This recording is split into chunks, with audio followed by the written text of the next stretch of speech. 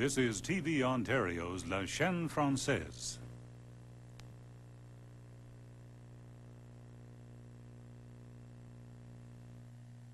I'm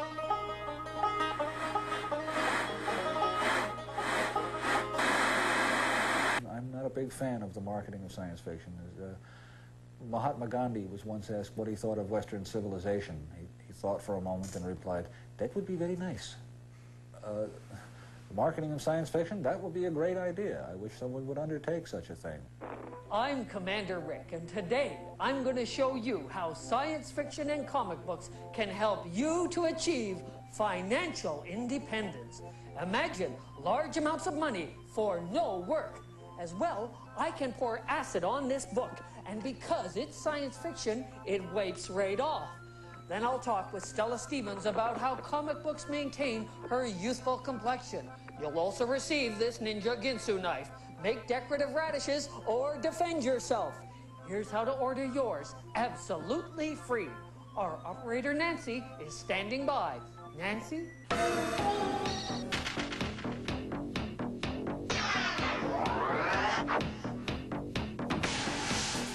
Rising anti-Semitism in Eastern Europe has voted the English-only sign. 40,000 tons of film with PCBs blew up the ozone layer today.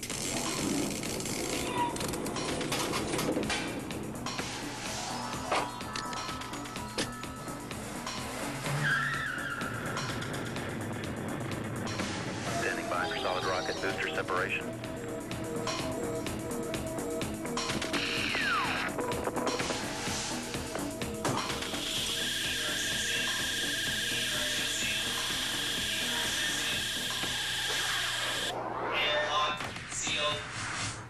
Greetings, consumers. You know, I've been stuck up here for 2 years now trying to save the world using comics, science fiction, and fantasy because they deal with the important issues and difficult ideas. 2 years I've been talking, and yet these forms are still considered the cotton candy of literature. I need to change my style. When I write a science fiction novel, I am specifically aiming it at people who don't read that crap. I don't know if you can say that on television. People who don't read that junk. I'm aiming it at normal human beings because I finally got it through my head that if every science fiction fan in North America buys my book and no one else does, I will starve. So the ideal audience I try to keep in mind as I'm writing is Jeannie's mother.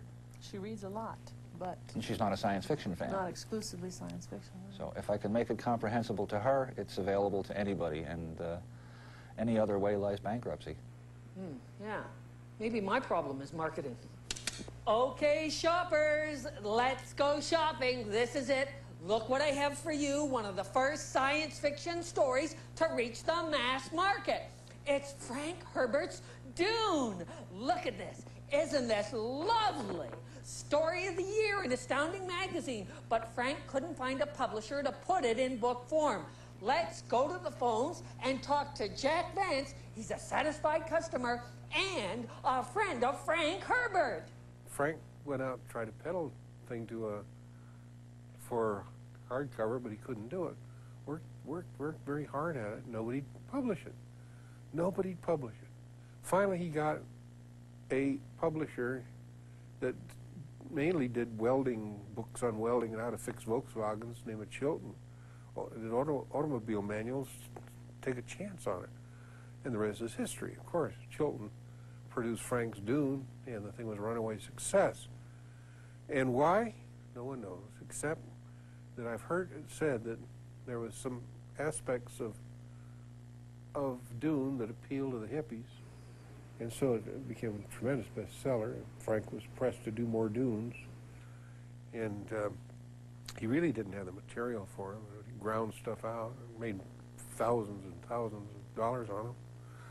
You know, on, Dunes, son of Dune, and the grandchild of Dune, and the dogs of Dune, and Lorna Dune, and Bride of Dune, Brigadoon.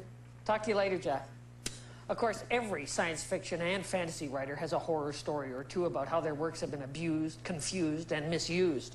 When I first moved to Nova Scotia and had my first books coming out, a local bookstore in Greenwood, Nova Scotia called up and said, "We heard you're a local author, you just moved here, we'd like to have an autograph party. Are you willing?" I said, "Sure." They called up the local distributor, and they said, we've got this author coming in, we'd like to have an autograph party, could we please have 50 copies of his books? And the distributor, whose job it is to market me, on whom I depend for my livelihood, said, 50 copies? What are you, some kind of a punk? You know, we've got 400 or 500 here in the warehouse. Why don't you take them all? It won't cost you a thing. It'll look great. You can build a cathedral out of books in the front of your store, you know, and photograph the man standing in front of them for publicity photos you can have on your wall for years to come. The guy said, it won't cost me anything? Okay. And he took all 500. I show up for the autograph party. We sign the 10 or 20 books we expected to sell that night. He keeps the other 20 or 25 that he figures he can move over the next few weeks. And the remaining 450 books, he tears the cover off and throws the book in the dumper out and back. And he mails the cover back into the publisher for credit. A week later, another bookstore called up that same distributor and said, we heard about that autograph party. We'd like to do one too. And the book distributor said, I'm sorry, I don't have any copies left.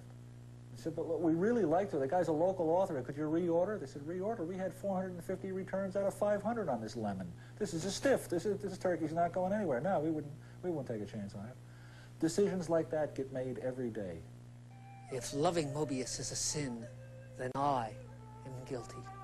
It's a pleasure to tell a story, to build a story. I follow that pleasure. He brings a level of craft that is utterly astonishing to the work. We must do the science fiction ourselves, and being men and women of the future. I would write him a resume. I'd write a recommendation for him. Changing our point of view, we change the world. 10% of all fiction sold in North America today is fantasy literature. Sturgeon's law that 90% of everything is crap is as valid, although not more valid, in this field as in any other. There's a tendency when a field becomes hot, when it achieves commercial potential, for that field to attract writers who are only working in it because of that commercial potential. You don't see hack writers writing sonnets. They're not making a living writing sonnets. They can make a living writing fantasy on a push-it-out-by-the-shovelful basis. The marketplace currently is so crowded. There's on the order of 2,000 books a year coming out and trying to fill shelf space adequate for 200. When lots and lots of writers get involved, and the people that pick them up at the airport, and where the average life of a soft cover is 3 or 4 days, it doesn't seem that quality has much meaning anymore. A really good book can stay on reorder at the better stores for up to 2 years, but there seems to be a significant die-off even of the very best. You have to play tricks and capers to keep a book alive for more than 2 years, unless it's just extraordinary. Someone whose books have a long shelf life is fantasy writer Terry Brooks. See? Best before 1996. Terry, it's Commander Rick. How do you explain your tremendous sales? Good taste in readership, I would say, mostly. No, I don't know. Who knows? It's just one of those things. It was very fortunate to find an audience at that time. The publishing job was tremendous. They did a real good packaging job on it. They had it illustrated well. It got a lot of good pre-publicity. And the sales force that goes out and gets the bookstores to put it somewhere besides in the very back of the store, got them to put it in the front of the store where people walking in would notice it. Thanks, Terry.